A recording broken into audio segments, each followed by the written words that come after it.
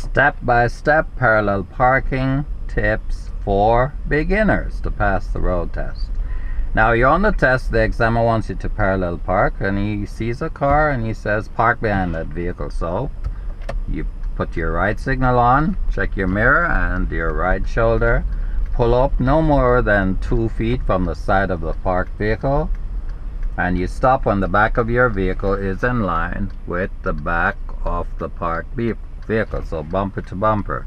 Place the gear selector to reverse, 3/4 revolution of the steering wheel to the right, so the 3 will be in the number 9 position. So it's 12 and 6.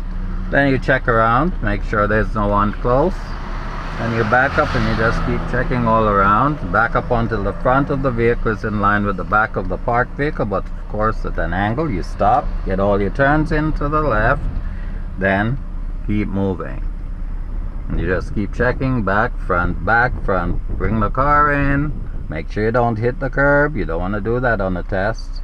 Right there, the car is now straight, but the wheels are turned like so, so you have to straighten it. So at this point you place the gear selector to drive, straighten the wheel, 1, 2, and that means the wheels are straight, so you just move up just a hair and you leave sufficient room in front of your car. Apply the parking brake, gear selector to park, you're done. That's it. That's how you parallel park to pass your driving test. Now the examiner says, okay, let's go. So you release the parking brake, gear selector to reverse, check the mirror, and back up in a straight line until you have sufficient room to leave.